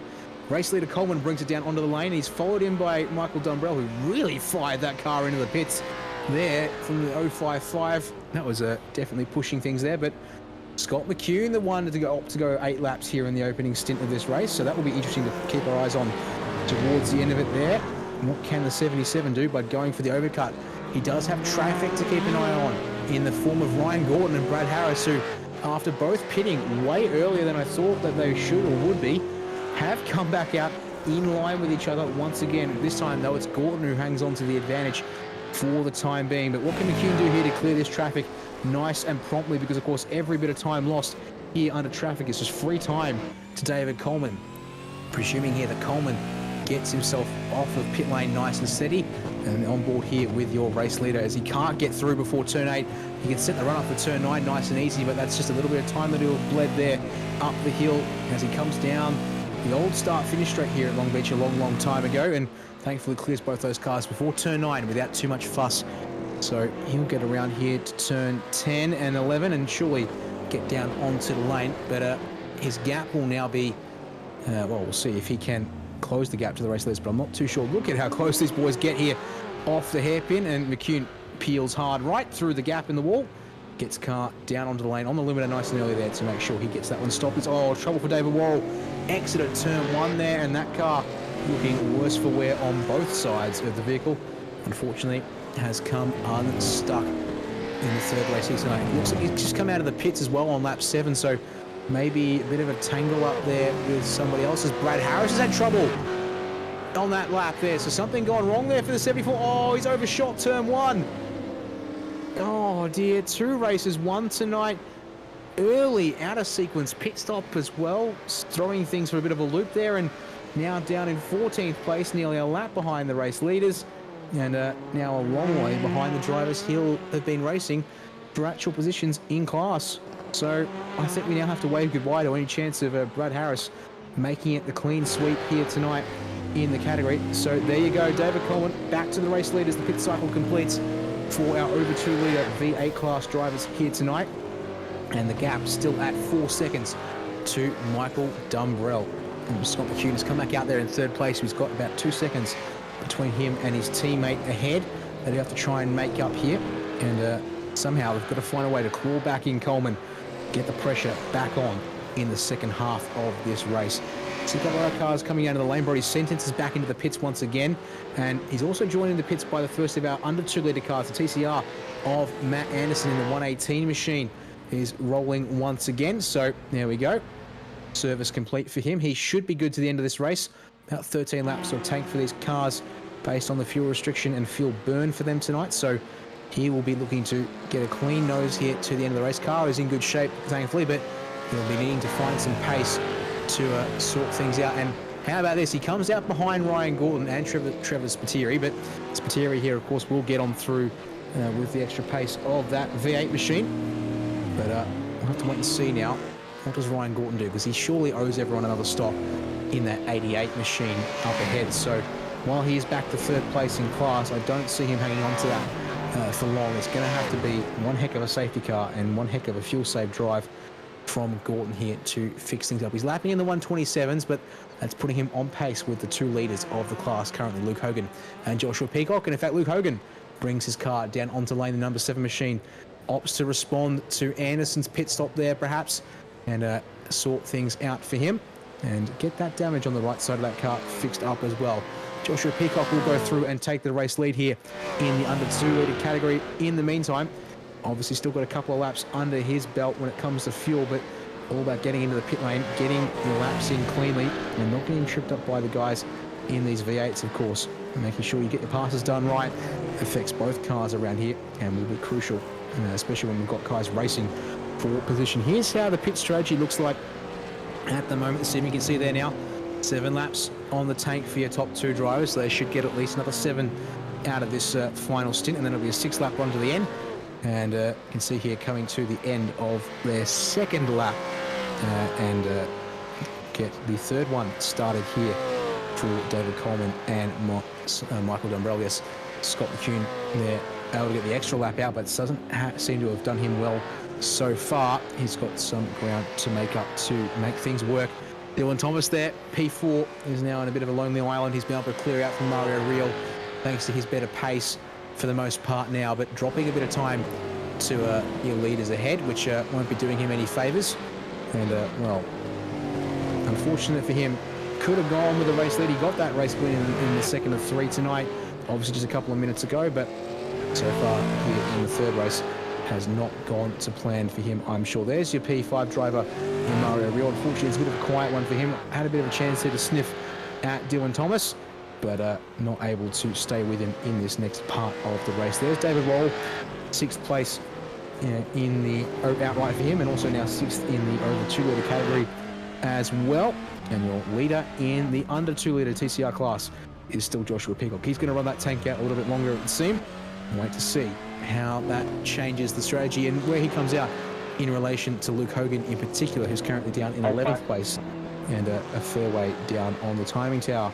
And just come across the starfish off a good measure. That was just Dylan Thomas on the radio there. It looks like after Texeira's let him go there at the end of the back stretch, and unfortunately for Texeira, already down the lap in 15th place for the number 17 machine.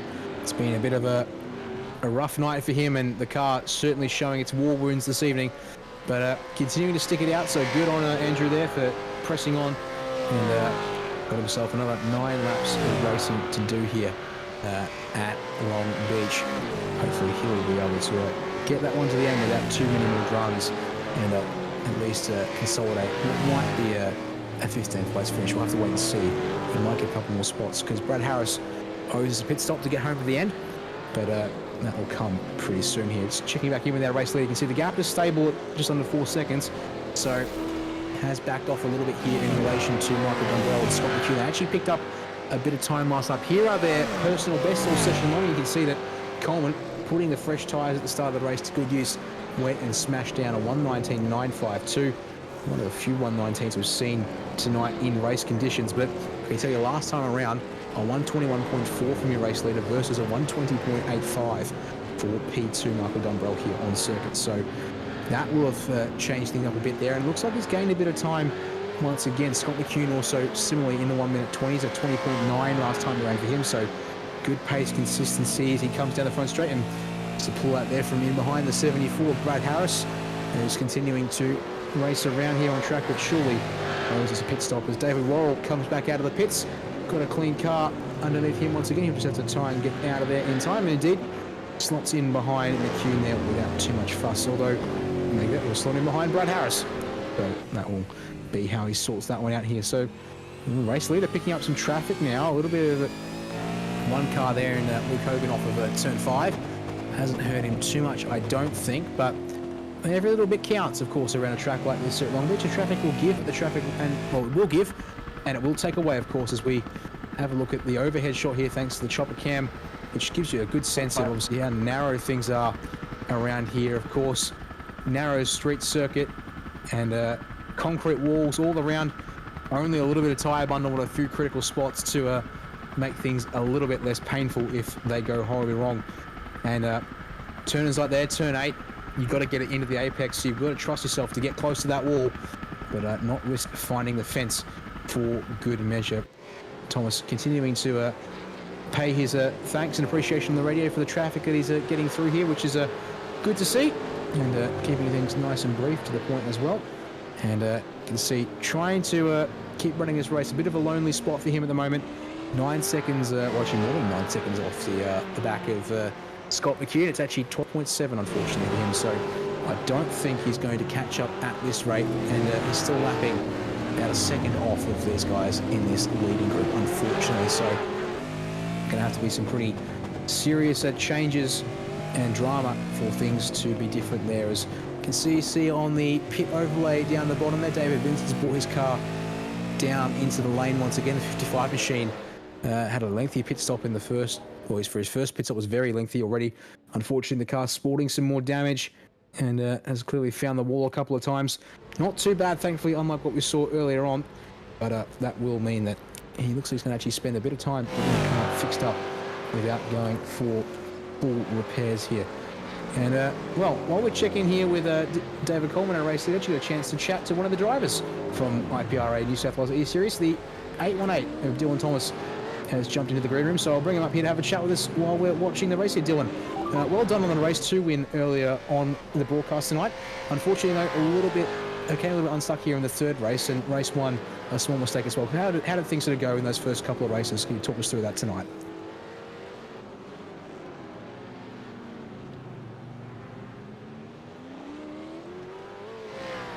Looks like unfortunately Dylan has jumped in and not quite ready for us, so we'll make sure to pick him up and chat to Dylan shortly afterwards, towards the end of the race here this evening.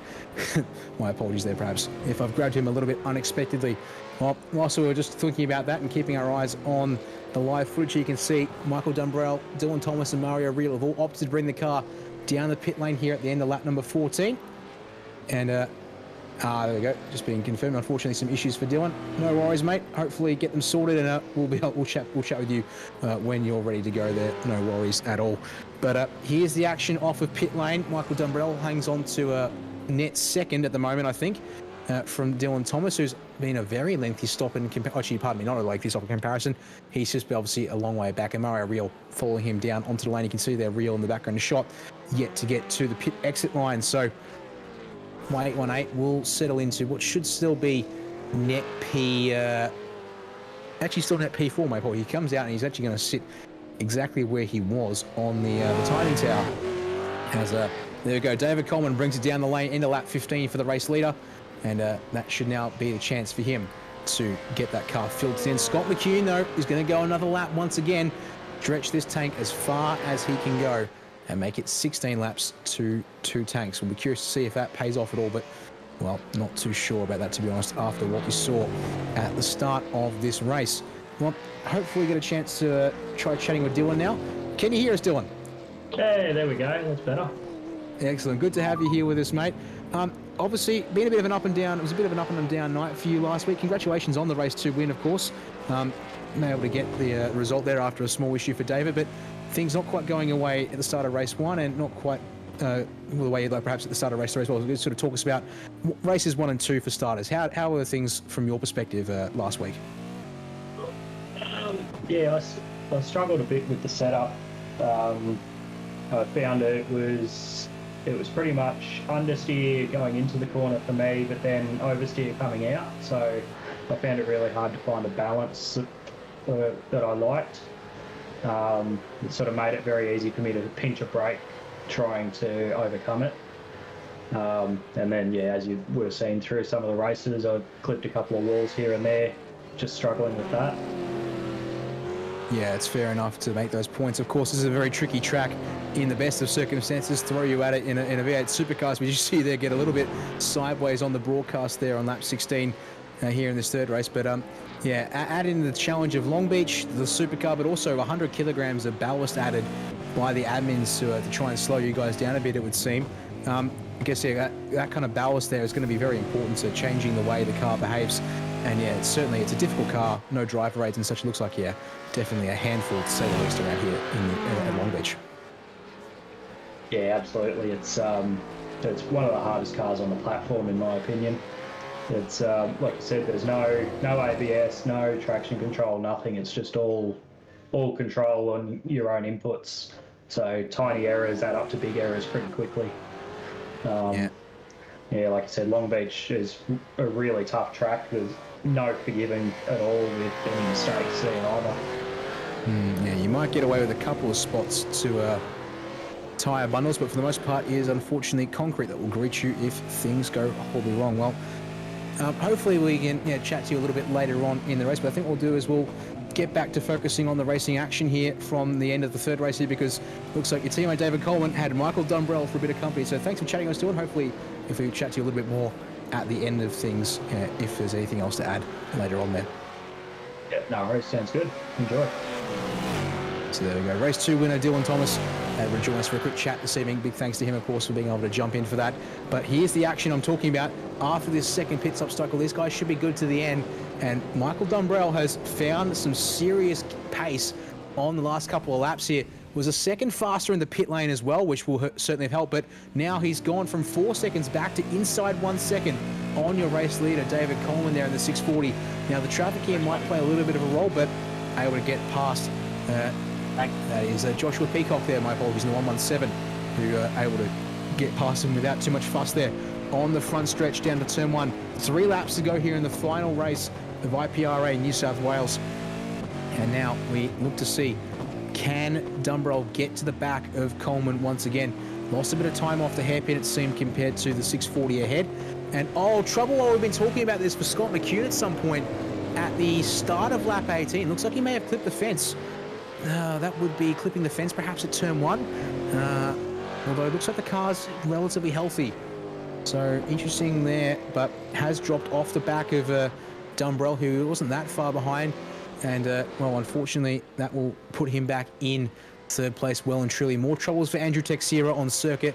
Unfortunately, it's come unstuck at the hairpin, it would seem, and probably added to a bit of the woes for that car tonight. But let's keep our eyes focused here on what's happening for your fight for the race lead. It's back down to half a second here between Coleman and Dumbrell. 2 laps to go at the line here for the final race at Longbeach tonight. You can see they make their way around the double apex turn 10. Dumbrell really trying to hook in there, and he gets a nice shallow run through the corner, but Coleman perhaps a little bit better with a straighter exit. Looks like it's benefited him there in the initial acceleration. And you can see now the gap stabilizes at half a second. Slipstream not quite working out in Dumbrell's favour. Get a bit of tow does Coleman off with Matt Anderson there, who's currently running second place in your 2-litre Tourer, or under 2-litre category, I should say there. And Anderson's unfortunately about 6 seconds back off of his nearest rival, or leader of the class, Luke Hogan, in the number 7 machine. So 7's all round for Luke Hogan. She's doing a good job. As Dylan Thomas comfortably in 4th place now, and you can see 8 seconds or so up the road to Scott McCune. But unfortunately, I don't think there's going to be a chance to catch him unless something goes seriously wrong there. One driver who's definitely had a quiet night, Brody Sentence. Interesting pit strategy tonight from him. Means he's had to do 3 pit stops once again in this race. I wonder if he's just a little bit, uncertain about the fuel limits, or just opting for something different, which unfortunately has not played out here in these races without the safety car tonight. and sees him back down in 8th place and a lap behind your race leaders in this short sprint tonight. There is your 3rd place driver, Scott McCune, and you can see, unfortunately for him, 13 seconds up the road to the race leaders who are duking it out still here at the end of lap number 19. It's going to be white flag this time by. Let's stay with our race leaders here to wrap this one up here, because this is our closest battle on track by far.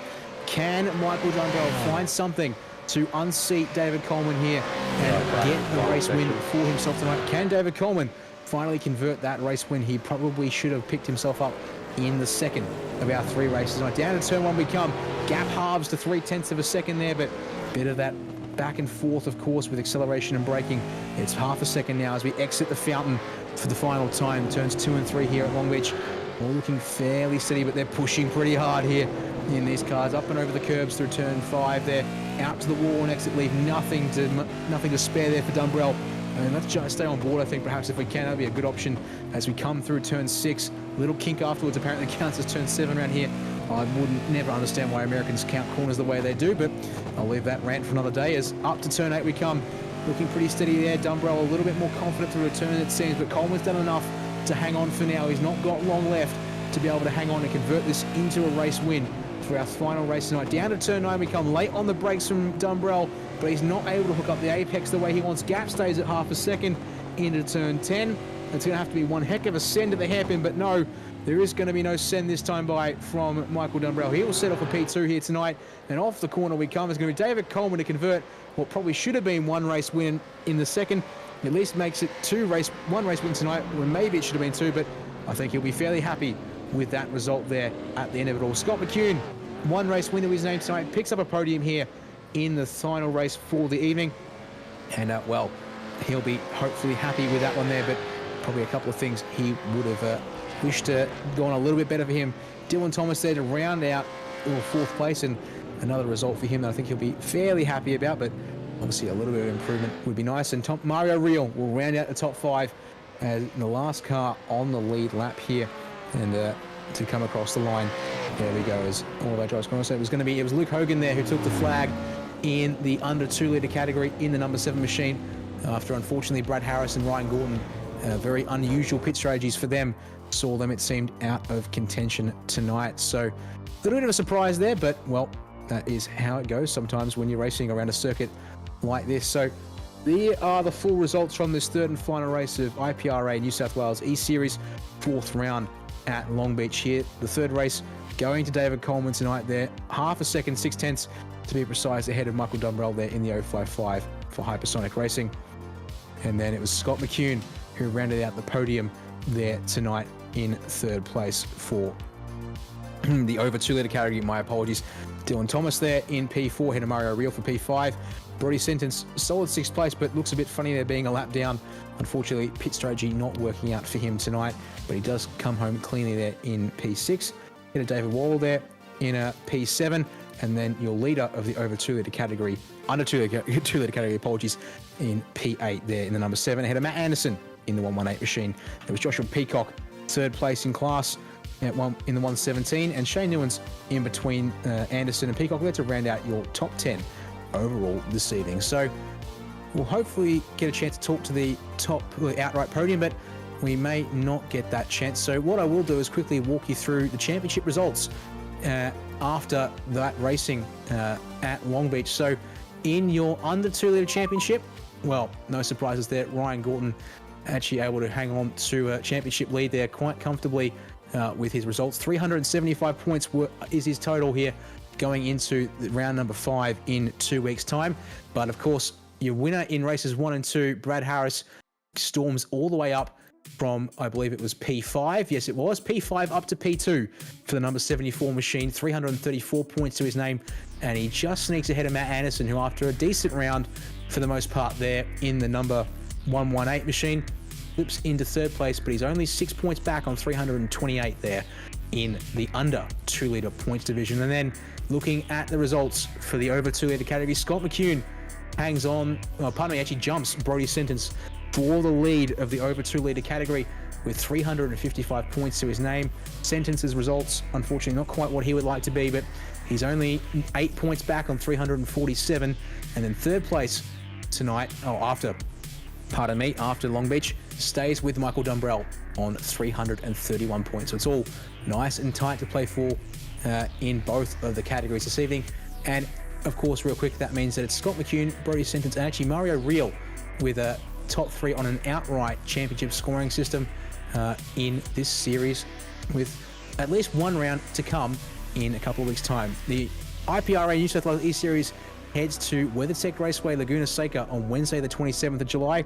And of course, you'll be able to catch that broadcast here by RACESTARS TV when that comes up in a couple of weeks. So big thanks to everyone for watching, joining us here tonight for the 4th round from Longbeach. Big thanks to the IPRA New South Wales guys for allowing us to cover this via a replay this evening. Unfortunately, unable to catch it live last week when it was on, but hopefully you've enjoyed the broadcast. It's been great to be able to bring us to you and help Luke out with this one this evening, and give him back a little something after the work he's done for me personally in other iRacing fields and admin and broadcast. So really appreciate being able to help out here, and it's been pretty good racing to watch here tonight with you all. Hope you've enjoyed the coverage. Thanks to RACESTARS TV. My name's Eddie Yaman. Luke Lucas always on the broadcast, on the production. And until next time here with RACESTARS TV, have a good one and see you later.